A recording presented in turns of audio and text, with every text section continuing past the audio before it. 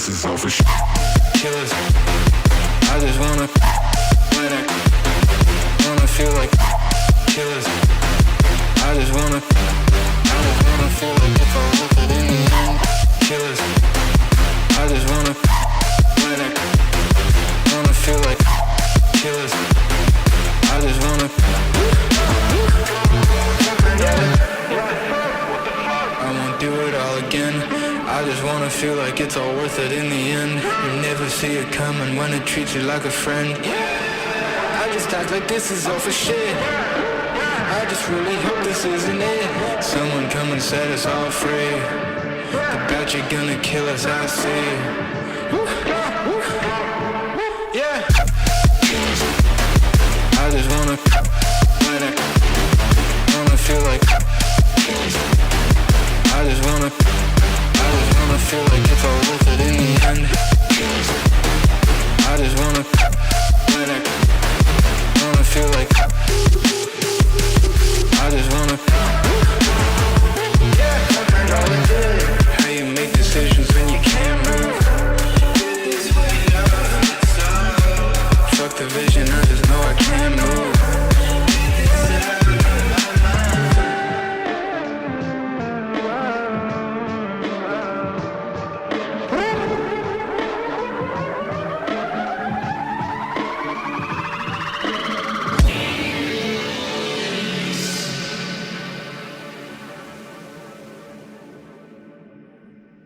And hello fellow Tiger Space Bandit here with another episode of World of Tanks, and today we are back in the CHISEL. Yes guys, we're back in the CHISEL tier 10 mercenary medium tank, and this tank, boys and girls, is absolutely fantabulous, if I may say so. I am currently spotting a 67% win rate in this tank with the Unicam status, boy. Yes, I am, boys and girls. This tank is freaking crazy. Absolutely insane. I love it. I absolutely love it. The mobility, the strong turret armor, the huge alpha gun. I don't know. It just all goes together. And the fact that the tank is so mobile that you can engage 1v1. You can have great 1v1 engagements with this tank. And the fact that the shells are APCR shells, both standard and premium, makes this tank absolute dream to play. If I could only fix one thing on this tank, I would say it would be accuracy at long distance, but what am I complaining about? This tank is already OP as it is, or maybe in good hands is an OP tank, I'm not sure, but I absolutely love playing this tank. It is probably better than M48 Patton.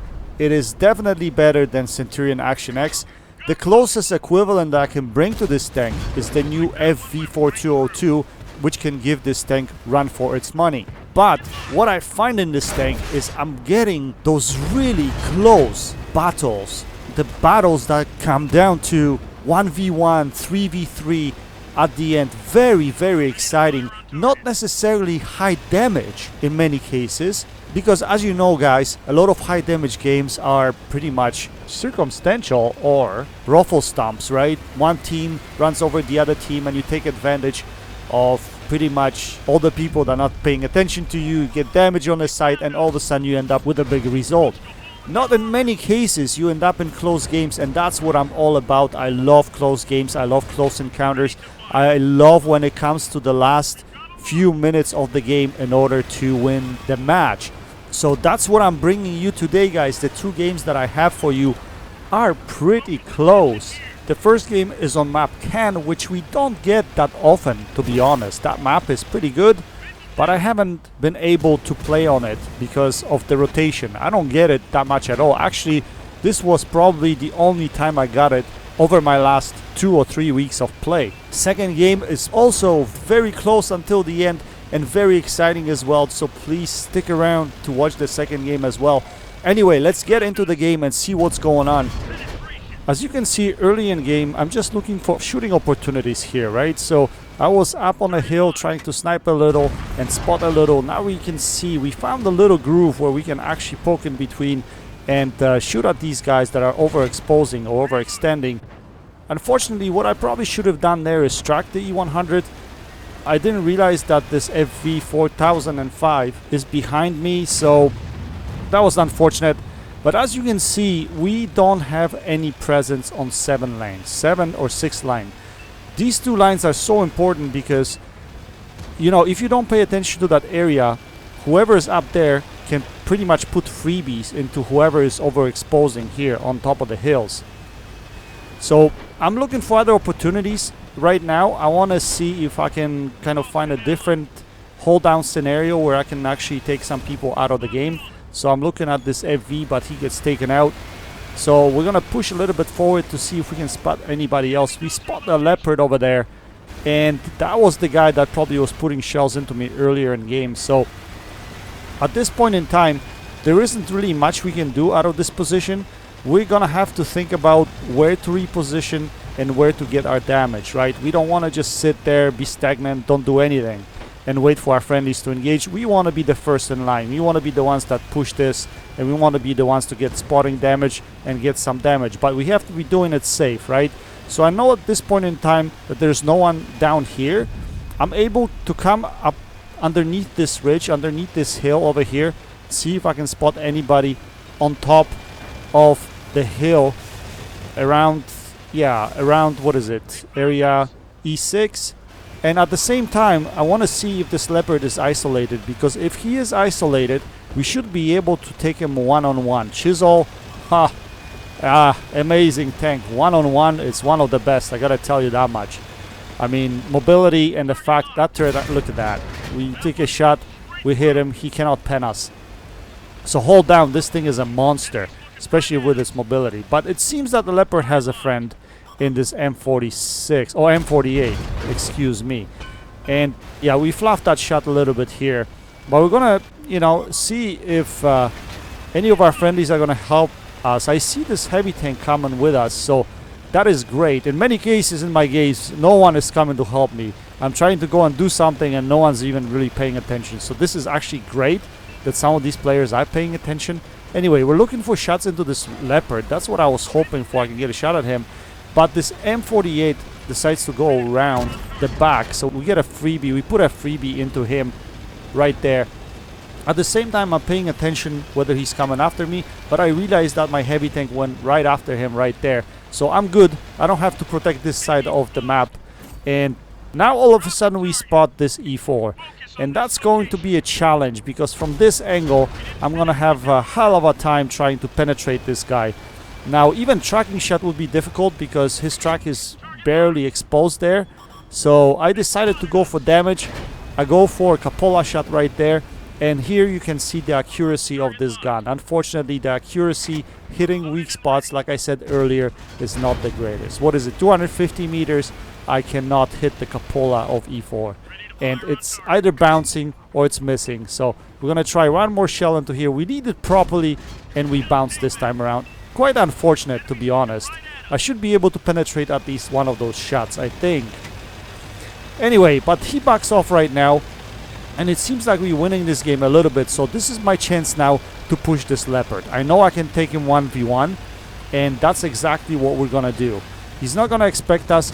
The main thing here is we need to put our first shell into him. Once we put our first shell into him like that, then he's kind of, well, it's our advantage, right? First shell in, it's always our advantage. But health-wise, we're pretty close. Take a look at that. We're sliding on these rocks. I really don't want to expose my sight to this guy. So we put another shell into him. And now we're going to scoot down the hill. And we don't have gun depression here, so we're going to wait until we go behind the rock. Here we slide with a handbrake, so we can turn around and face frontally the leopard, but he damages our turret, so we had to repair quickly and take him out of the game just like that.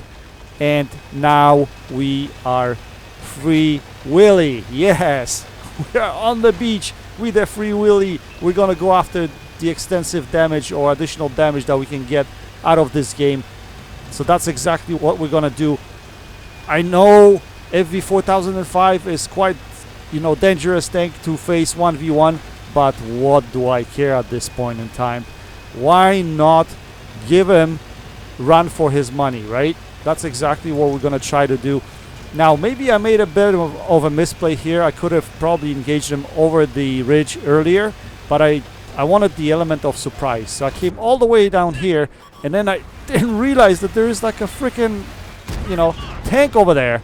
And I ran over that tank, and I couldn't stop. I couldn't back out, so I had to go forward. In the meantime, I put a shell into 4005, but now he's gonna pay attention to us, and now we're in a pickle because we're basically a one-shot to this guy, and we don't have a good position. So that is gonna be problematic. So all I can do is wait here and see what move he's gonna make. And he's gonna do the smart thing. He wants to come over the top and hit me, but because he's doing that, he's sliding off the hill. Here I misaimed that shot. I don't know how I managed to do that, honestly. I had it aimed properly, then I misaimed it. And here I'm gonna aim it again, and I'm gonna get a good aim at him, but my lag prevents me from shooting him first.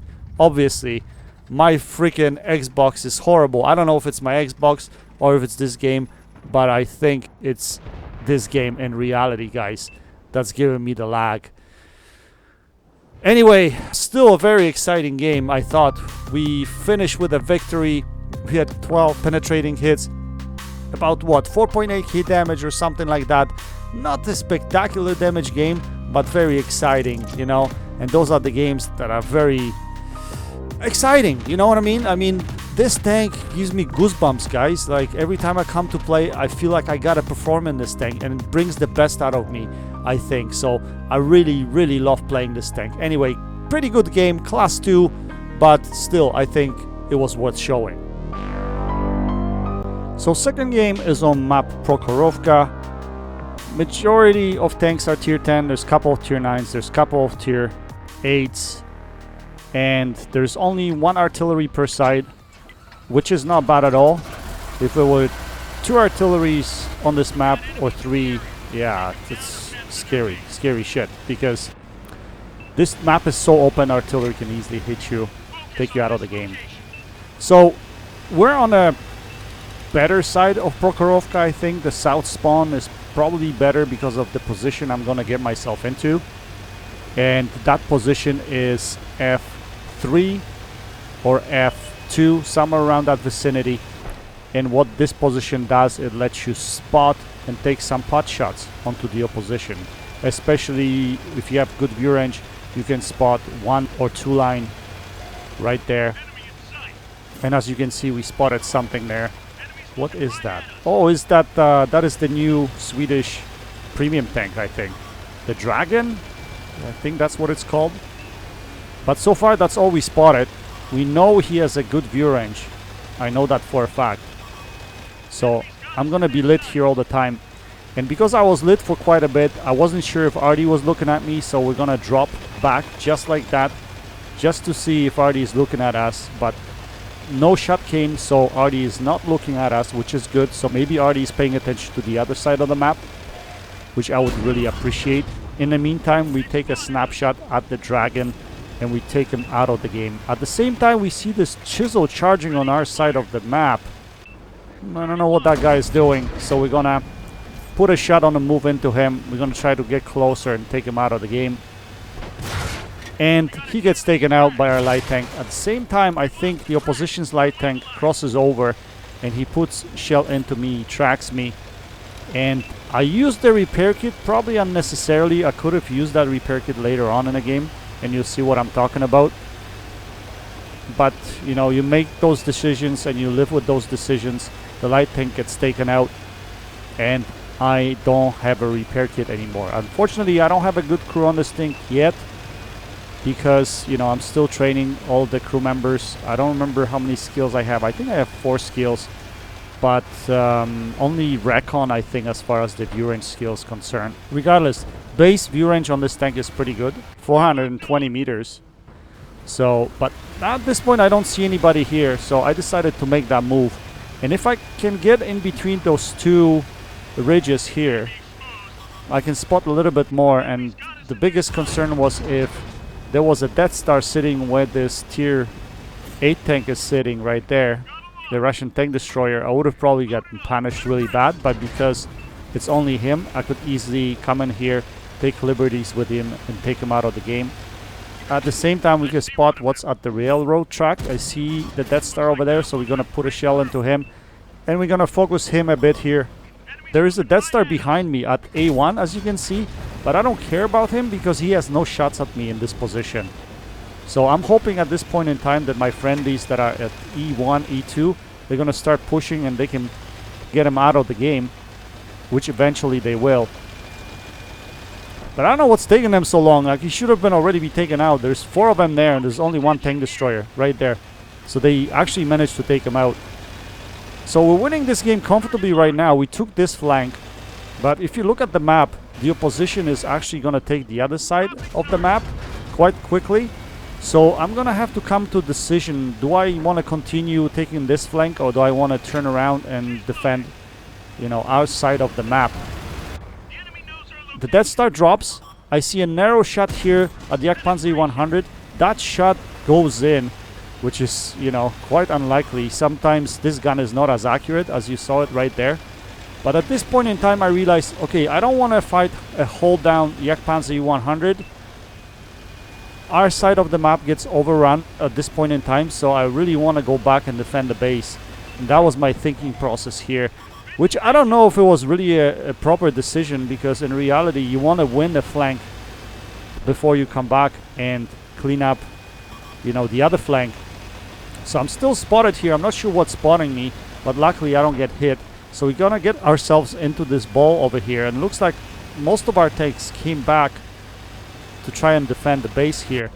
So we have plenty of shots here, but this is the time now where our gun is gonna go berserk. Our gun is not gonna be able to hit nothing in a split second. Here, turret shot at 705. It doesn't go anywhere. We're gonna try one more shell into him. Let's see.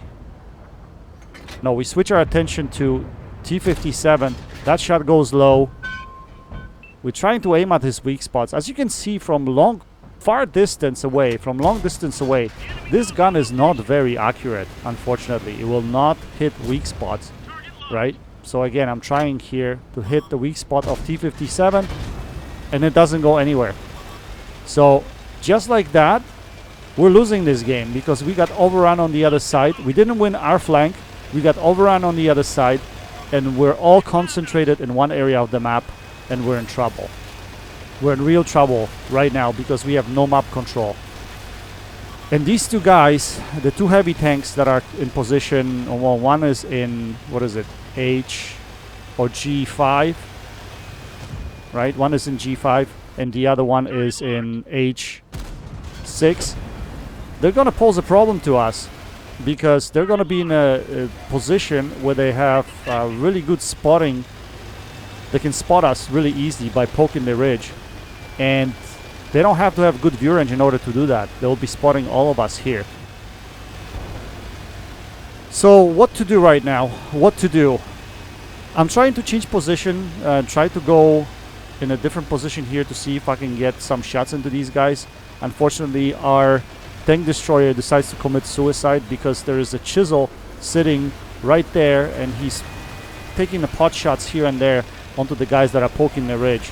So these two guys are spotting, CHISEL is sniping, and I knew at this point in time that this is not gonna work. I won't be able to put shells into these guys.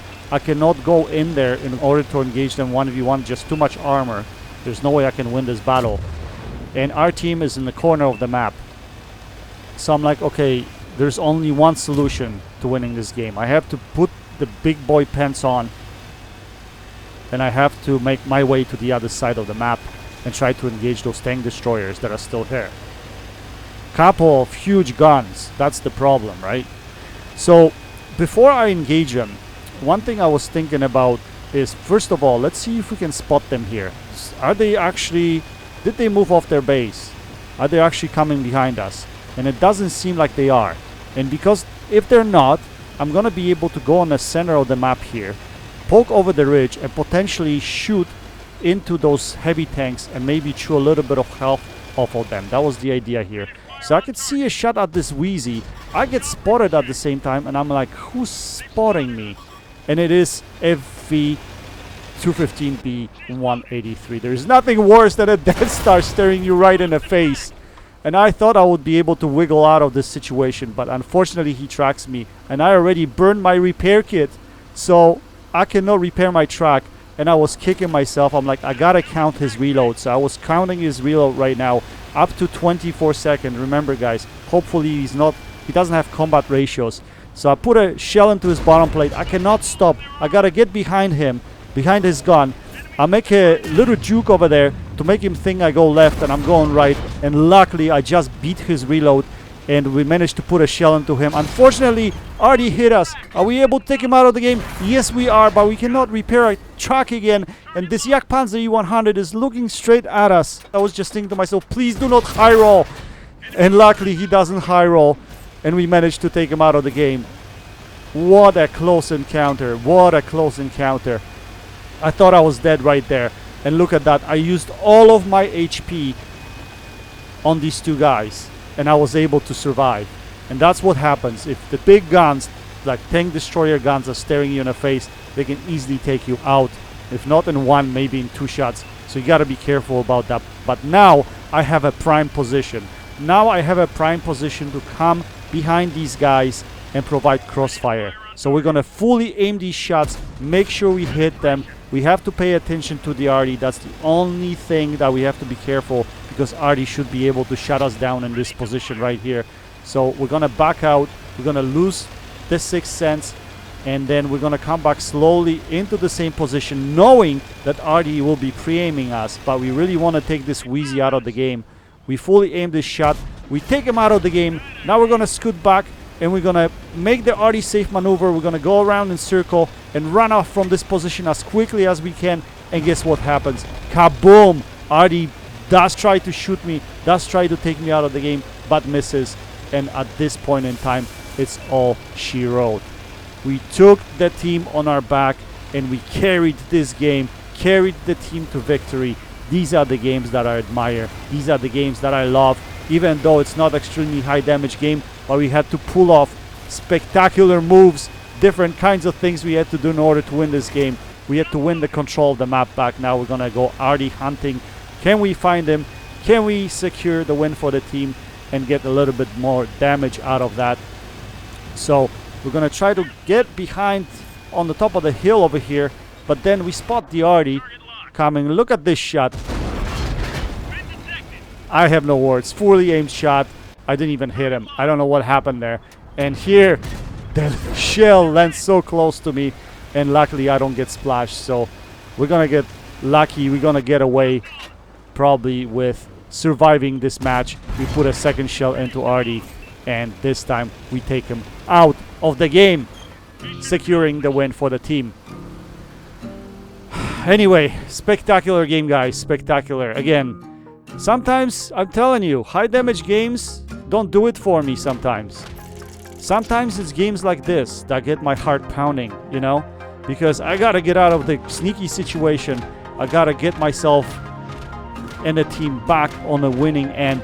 And these are the games that really make me come back to World of Tanks. Absolutely spectacular. Absolutely spectacular. So we managed to put up, what, 4.7k damage, 2.8k assisted for about 7.5k combined, which is a very, very good result. Only class 1, I still was not able to get an ace tanker in this tank. That's how good, you know, this tank is and how good players play this tank. It is extremely hard to get an ace tanker at this point in time. Anyway, we still managed to finish with 1576 base XP. We killed 5 tanks. Very, very nice game. And looking at the team, second to us was Grill with a 3.5k damage. Not bad. E100 with 2.7k. Not bad either. So we managed to fire 24 shells. We had 19 direct hits and 14 penetrations. So gun accuracy could be better, definitely. Anyway, guys, I hope you enjoyed this video. That's it for today. Until next time, happy tanking. Space Bandit, checking out.